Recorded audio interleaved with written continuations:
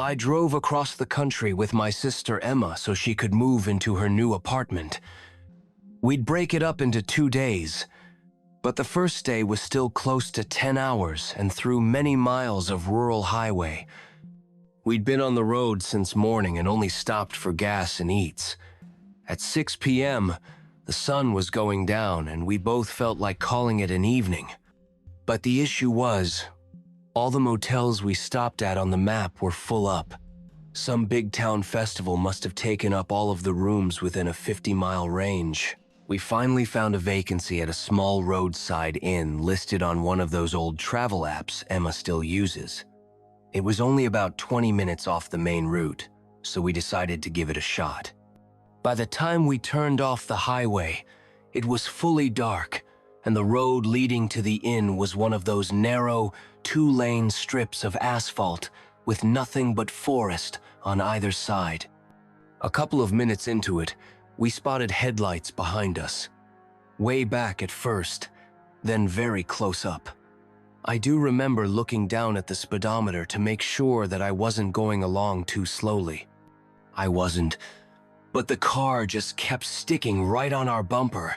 Emma told me to just let them pass, so I slowed down. They didn't pass. They slowed down with us. I tried speeding back up, and they matched me again, staying locked behind us like they were tethered to our bumper.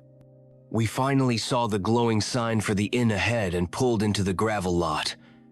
The other car followed us in, then parked across the lot, engine running. I tried to ignore it while Emma went inside to check us in, but when she came back out, her face was pale. "They gave away our room," she said. "No other vacancies." That's when I noticed the car across the lot was gone. We hadn't heard it leave.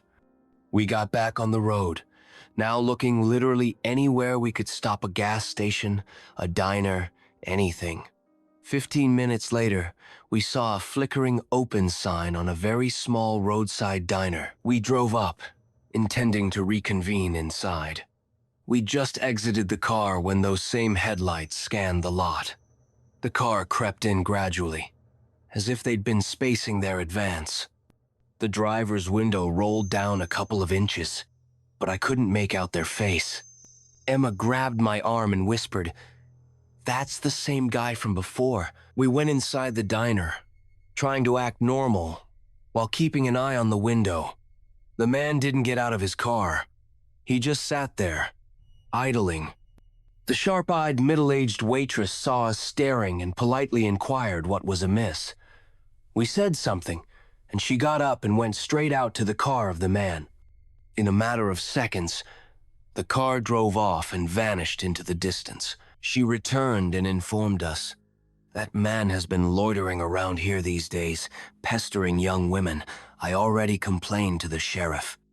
We wound up sticking around at the diner until a deputy showed up and took us to a motel 2 towns away that he knew still had rooms. I don't know what that man wanted, but the way he followed us from the highway to the inn and then to that diner makes my stomach turn even now. If it hadn't been for that waitress interceding, I don't reckon we'd have slept one bit that evening. And one thing you can bet, I won't travel those deserted back roads anymore after dark. This happened in the summer of 2019. My friend Lucas and I were driving from Colorado to California for a week-long camping trip along the coast.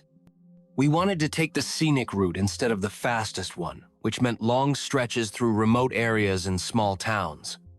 We departed in the early morning so we could break up the driving over 2 days. Lucas got us underway first while I attempted to sleep, but between the curves of the mountains and the trip excitement, I didn't sleep at all. When we traded drivers at a rest stop, it was mid-afternoon, and the sun was already going down behind the hills. A couple hours later, in one of those small towns you drive through in under 2 minutes in Utah, we pulled into a gas station. While we refueled, an older white pickup truck pulled in on the other side of the lot. Chipped paint and a tarped bed secured with bungee cords covered his ride. The driver, a middle-aged guy with an old baseball cap, didn't emerge from the truck right away. Instead, he simply sat there and stared in our direction. I wrote it off as small-town eccentricities, but it still bothered me. We bought gas, got some snacks, and hit the road again. 10 minutes later, I glanced into the side mirror and saw that very same white pickup truck a couple of vehicles behind. Likely nothing, I thought. We were on one of the only roads going west. But as soon as we passed another slower vehicle, the pickup passed it as well and remained the same distance back from us. An hour into our drive, we hit a fork in the road. Our path turned left towards an increasingly remote stretch. I assumed that would be the end of it, but in my mirror, the pickup's blinker indicated left as well. By now, the sun was gone, and our headlights were cutting through empty blackness. Every few minutes, I'd glance back, and those same headlights were there steady, unchanging. Lucas was beginning to notice it as well. He said I needed to go a little faster, so I sped up. The pickup also accelerated. We braked. It also braked. My stomach was all twisted up. We decided to make a quick stop at the next gas station just to see if it would keep going. When we finally spotted one, it looked like it had been there since the 72nd, 2 pumps. Dim yellow lighting, surrounded by nothing but desert. We pulled in and I started pumping gas, pretending not to watch the road. Sure enough, less than a minute later, those headlights appeared over the rise. The truck pulled in, idled for a second, then slowly circled around behind the pumps. The driver still hadn't gotten out. He leaned over and said quietly, "Let's go." We jumped back in the car, but before I could even put it in gear, the pickup lurched forward, cutting across the lot to block the exit. My heart was pounding. The driver's door swung open, and the man stepped out, no smile, no words, just walking straight toward us. There was no way I was waiting to see what he wanted. I cranked the wheel, swerved around the back of the pumps, and shot out onto the road.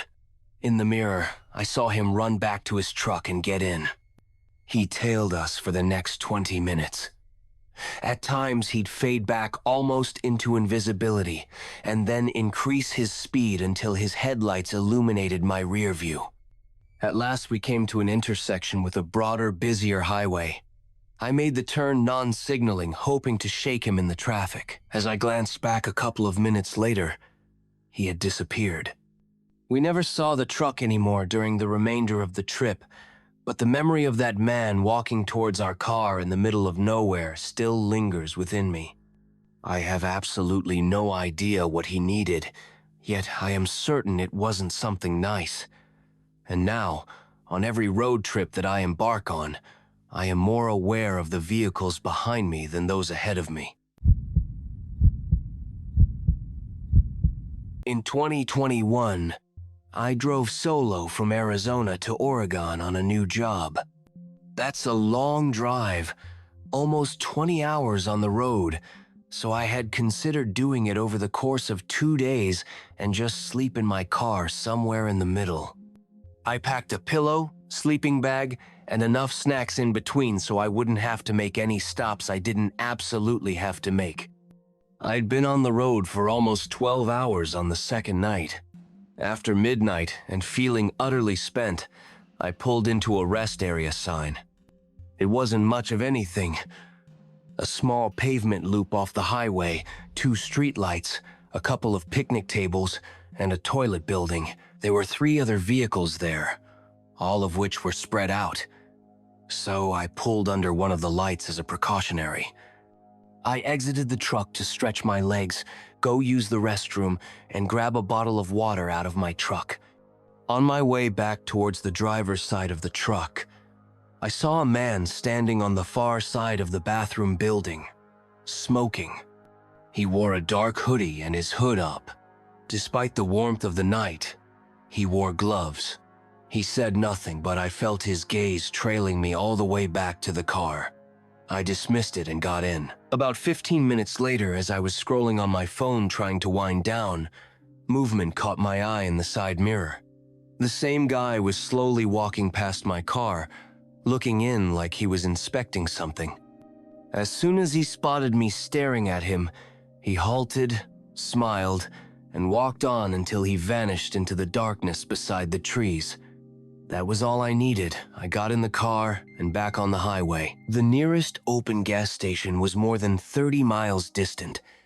I topped off, got a cup of coffee, and reassured myself the creepy guy from the rest stop long since passed on. But then I got back into my car and looked in my mirror, and I froze up. At the far corner of the lot stood a dark sedan with headlights off, and I am absolutely certain I could see the glow of a cigarette through the window. I braked sharply and pulled out quickly, not glancing at it. A set of headlights appeared behind me within a minute and accompanied me at the same speed. I exited onto a side road in an attempt to shake them off. They followed. After another 10 minutes of this, I saw a big truck stop up ahead, brightly illuminated, with a couple of big rigs parked. I pulled in quickly, parking between two semis, and waited. The sedan slowed as it entered the truck stop, then drove through at a snail's pace, as if it was searching for someone. After one loop, it drove off, relieved but still apprehensive. I thought it best that I spend a night there. I secured the doors, leaned back the seat, and attempted to sleep. I must have fallen asleep, since the next thing I knew is that I heard a gentle tapping on my window. It was 3:40 a.m., and standing back there was the very same guy from the first rest stop, hoodie up, gloves on, grinning through the glass at me. Before I could think anything through, however, he backed up and waved his hand. Then I knew there was another person, a taller man, behind my vehicle. I didn't think. I just got the engine going, hit it into reverse to frighten him back, then spun out onto the road. My heart was racing so hard that I felt as though I'd pass out. I didn't leave until I got as far as a state trooper post 15 miles away. I ran in and told them the whole story. They dispatched a car at once, but neither man nor sedan could be located. To this day, I have no idea what they wanted, and I'm glad I didn't stay to find out. One thing's for sure, though. I'll never sleep at a rest stop again, no matter how tired I am. My roommate and I moved into an old apartment just outside of Portland last winter. It was cheap, which was the main draw, but it had this weird charm. Original hardwood floors, these old stained glass windows, and a fireplace that didn't work but looked pretty in photos. The apartment was on the top floor of a 3-story building. Below us was a quiet older couple. Across the hall was a nurse who worked nights. The place was always silent. It was exactly what we needed. The only thing that stood out when we first toured it was a small, discolored patch on the ceiling in my bedroom. The landlord waved it off, saying it was from an old leak that had since been repaired. I didn't think much of it. Just an ugly stain. About a month in, I noticed the stain seemed darker, like it had freshened somehow. I figured it was just the lighting, until one night, I woke up around 3 a.m. and swore I heard a soft dripping noise. I turned on the light. Nothing. The ceiling looked the same, but I couldn't shake the feeling. The next night, the same thing happened. 3 a.m. Soft dripping. When I got up this time, I placed a glass under the spot, just to be safe. In the morning, there was about a tablespoon of dark brown liquid in the glass. It smelled like rust and something else I couldn't place. I told my roommate, and we both agreed to call the landlord. He brushed it off again. Said the leak was sealed, and any dripping must be condensation. Just paint over the stain if it bothers you, he said. That night, the dripping got louder. Not constant, but timed. Drip. Wait. Drip. Wait. I moved my bed to the opposite wall and wore headphones to sleep. The next morning, there were 2 glasses full of that same brown liquid. We decided to check the attic space above my room. There wasn't supposed to be one, but we found a small ceiling hatch in the hallway with a rusted pull string. It took us nearly an hour to get it open, and we had to borrow a ladder from the neighbor downstairs. The air that came down was stale, metallic. My roommate climbed up first and immediately gagged. She didn't say anything at first, just handed me her phone. She had taken a picture. It was a mattress, completely stained. There were ropes nailed into the support beams above it, and a large plastic tarp folded off to the side. Next to the mattress, a stack of Polaroids. Dozens of them. I flipped through just a few and immediately felt sick. They were photos of different women, tied down, some with eyes open, some not. We didn't say anything. We didn't even touch the rest. We called the police. They came, sealed the attic, took the photos and the mattress. Never gave us any answers. Just said an investigation was ongoing. A few weeks went by. We moved our beds into the living room, refused to sleep under that ceiling. I started sleeping during the day. Something about 3 a.m. terrified me now. Then one night, I woke up on the couch. I don't know why. I just sat up suddenly and looked toward the hallway. The attic string was swinging. Not just lightly like someone had pulled it down and let go. My roommate was still asleep. I walked over slowly and stood under it. I could feel cold air pushing down. It wasn't open, but I swear something up there was breathing. We stayed at a friend's place after that. Came back a few days later to grab our stuff. The landlord texted us, saying he needed to access the unit. We never answered, never went back. Last I checked, the apartment still listed same price, same photos. But now there's no mention of the attic. And the ceiling stain, it was never painted over. I used to babysit a lot when I was in high school. Mostly for families in my neighborhood. Nothing too crazy, movies, snacks, bedtime. You get the idea. But one house still makes my stomach turn. Even though it's been years, I don't tell this story often. Because most people just laugh it off. Say I imagined it. But I know what I experienced. And I've never accepted another babysitting job since. It was a Friday evening.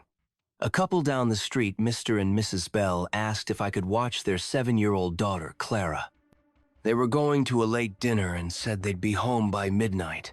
I said yes, mostly because the pay was good. And honestly, Clara was a sweet kid, never caused trouble. They lived in an older house at the end of our block. Big, creaky, with a weird layout. I'd only been inside once before, but it always felt off. Not in a haunted way, just cold. Like the air never really moved. The night started fine. Clara and I played board games and watched cartoons. Around 9:30, I gave her a snack, helped her brush her teeth, and put her to bed. Her room was upstairs, last door on the left. Before she fell asleep, she said something weird. "Don't let the closet open." I thought she was being silly, so I smiled and said, "Okay." Closet stays shut. I even got up and pushed the sliding door all the way closed. It clicked into place. But as I turned off the light and started to leave, she added, "If it opens, don't look inside." I paused. "Why not?" She didn't answer, just pulled the covers up to her eyes. I figured she'd watch some creepy YouTube video or something. Kids do that. I told her she was safe and closed the door behind me. I went back downstairs and settled into the living room. I didn't want to be glued to my phone in case Clara needed anything, so I muted the television and just kind of relaxed. That's when I noticed the ticking. It was faint, but rhythmic, like an old clock. I looked around, but didn't see anything. They didn't have a grandfather clock or anything like that, so I brushed it off. Maybe 10 minutes later, I heard soft footsteps upstairs. I assumed Clara was getting up to use the bathroom, but then I remembered the Bell's hallway had motion-activated lights, and nothing turned on. Still, I waited. No toilet flush, no sink, just silence. Then another set of footsteps. Slower, heavier, like someone pacing just outside her door. I stood up.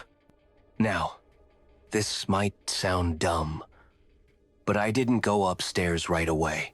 Something in me, this pit in my gut, told me not to. So I just stood at the foot of the stairs, listening. "Clara?" I called up. No answer. I climbed slowly, one hand gripping the railing, trying not to make noise. As I reached the top, I noticed the hallway light had finally turned on, and Clara's bedroom door was slightly open. I crept toward it. The door made this low, creaking noise as I pushed it. Her nightlight was still glowing, casting soft shapes on the walls. She was asleep, or pretending to be. I walked over and gently shook her shoulder. She blinked, then looked at me confused. "Did you get up just now?" I asked. She shook her head. "Did you hear footsteps?" She just stared at me, then whispered, "Don't open the closet." My blood went cold. I turned slowly. The closet door, one of those sliding panel types, was open about 3 inches. And I swear to you, I closed it earlier, clicked it shut. I wanted to go look.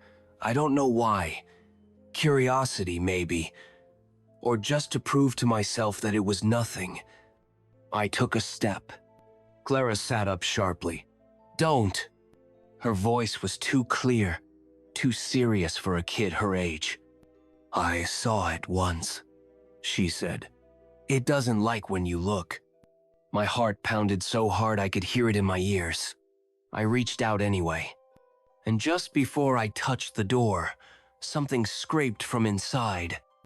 Not a creak, not a bump. A slow dragging sound, like nails on wood.